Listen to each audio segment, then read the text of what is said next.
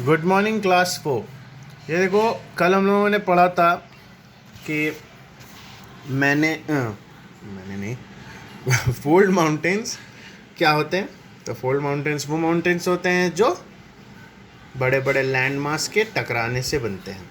Volcanic eruption से जो बनते हैं उनको वोल्केनिक माउंटेन्स बोलते हैं। फिर ब्लॉक माउंटेन्स बोलते हैं, है ना। तो शुरुआत में जब हम लोगों ने देखा था तो लैंड फॉर्म्स का 4 वैरायटी था, है ना। पहला था माउंटेन्स, फिर प्लेन्स, फिर प्लेट्यूज एंड डेजर्ट्स। माउंटेन्स में हम लोगों ने 2 चीज़ नोटिस किया था कि हेडिंग क्या है, माउंटेन्स एंड वैलीज़। तो माउंटेन्स के बारे में पूरा पढ़ चुके हैं, वैलीज़ के बारे में थोड़ा सा बाकी है। उसके बाद हम लोग प्लेट्यूज की तरफ चलेंगे, ठीक है। तो पहले वैलीज़ के बारे में पढ़ लेते हैं। तो क्या लिखा है valley? A valley is formed by flowing of water. Valley कब बनता है? पानी के बहाव से। It is usually a V shaped valley. Usually कैसा शेप्ड वैली होता है? वी शेप्ड वैली होता है, ठीक है। आर फॉर्म्ड बाय ग्लेशियर्स और द रिवर्स। ग्लेशियर्स से रिवर्स बहता है, नदी बहती है, उसी से ये वी शेप वैली बनता है। देखो, ये वी का बॉटम हो गया, ये ऐसे और ये ऐसे, है ना। वी टाइप का बन रहा है ना, वी। पहाड़ को अगर नदी तक ले जाओ तो वी टाइप का बन रहा है ना, ठीक है। तो वी शेप बॉर्डर, ठीक है, are formed by glaciers and और the rivers. The famous valleys in India are Kashmir valley and Brahmaputra valley. बहुत फेमस वैली अगर बात करें तो इंडिया में कौन है? तो कश्मीर का वैली और ब्रह्मपुत्र वैली, ठीक है। तो वैली का फोटो देखो ध्यान से, समझ में आ जाएगा वैली, ठीक है। अब आओ यहाँ, the low and the narrow natural gaps of the mountains are called passes. Low और नैरो नेचुरल गैप्स, ठीक है। गैप्स मतलब जगह, बीच में जो जगह बन जाए। मान लो तुम 2 लोग खड़े हो, दोनों के बीच में जो जगह है उसी को गैप बोलते हैं, ठीक है। तो गैप, ठीक है, गैप। तो गैप्स मतलब बहुत सारे gaps. The low and narrow natural gaps. Low काफ़ी नीचा और सकरा, नैरो मतलब सकरा, बहुत पतला पतला सा जो नेचुरल अपने आप बना हुआ गैप होता है माउंटेन्स के बीच में, उन्हीं को पासेस कहा जाता है। यानी 2 पहाड़ के बीच में सकरा सा रास्ता नहीं होता है जो निकलने में काम आता है, उन्हीं को पासेस कहा जाता है, ठीक है। रास्ता तो बना नहीं होता है, लेकिन हम लोग जैसे 2 पहाड़ है उसके बीच में जो जगह है उसी को यूज़ कर लेते हैं। पहाड़ पे चढ़ के उतरने से तो आसान है कि बीच से भी निकल जाओ, है ना।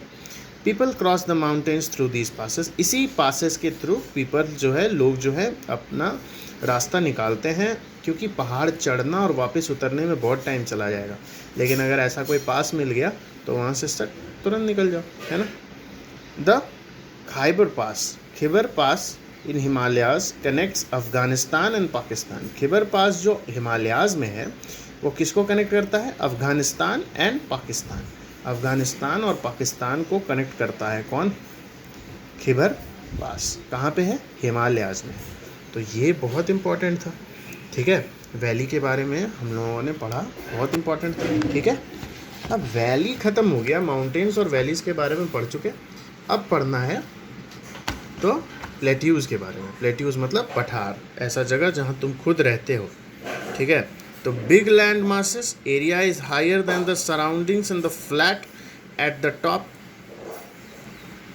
Is known as plateau.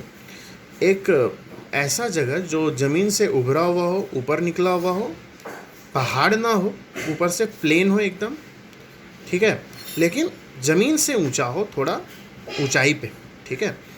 जैसे फ्लैट एरिया तो फ्लैट होता है, प्लेन एरिया तो प्लेन होता है ना, वैसा नहीं होगा, उससे थोड़ा ऊंचाई पे होगा, ठीक है। मतलब ना प्लेन होगा ना पहाड़, बीच बीच का एरिया, ठीक है। Plateaus are extensive and cover about 45% of the earth's land. Plateaus कैसा होता है? बहुत एक्सटेंसिव होता है और लगभग 45% of the earth's land surface, मतलब 45% अर्थ का लैंड सरफेस दो प्लेट्यू से ही कवर्ड है।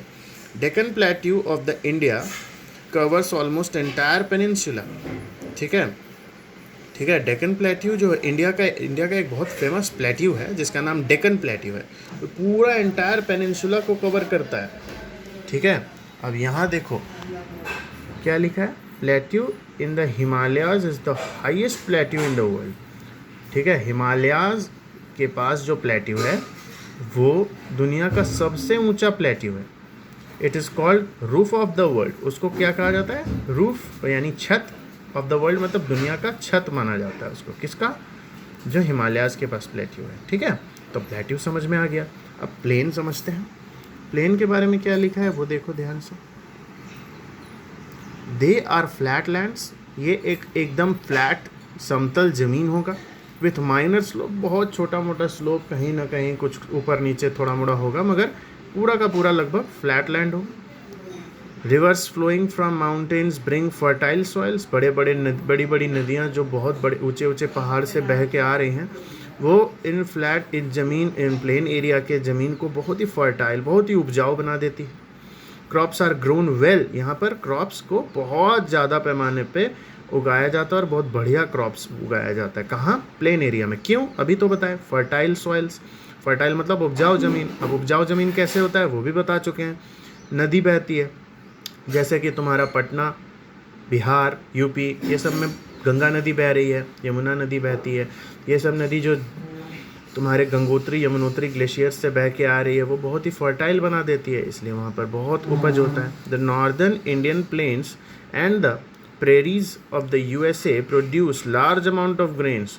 नॉर्दर्न इंडियन प्लेन्स मतलब हम वही जो यूपी बिहार ये सब बता रहे हैं, और भी बहुत सारा स्टेट आता है उसमें, हरियाणा ये सब भी आता है। वो सारा जो प्लेन एरिया है वो सब एरिया बहुत ही ज़्यादा अमाउंट ऑफ ग्रेन्स यानी अनाज पैदा करता है। प्रेरीज ऑफ यूएसए भी बहुत अनाज पैदा करता है, बहुत बहुत अनाज। ठीक है, तो ये सारा इम्पॉर्टेंट फैक्टर्स था जो हम लोगों ने पढ़ा। ठीक है, अब तुम्हारा होमवर्क क्या है?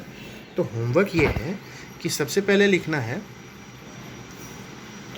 क्या लिखना है कि name the 2 famous valleys of India. Name the 2 famous valleys of India.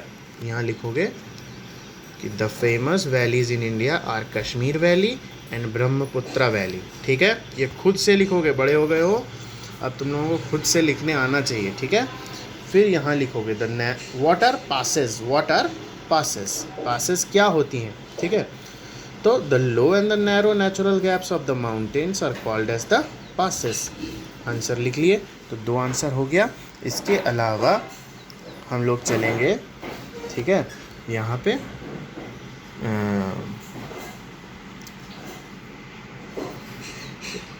यहाँ का सवाल है, why Himalayan plateaus are called roof of the world. Why Himalayan plateau are called roof of the world. तो क्या लिखोगे? Because Himalayan plateaus are highest plateau in the world. Himalayan plateaus are highest plateau in the world. ठीक है।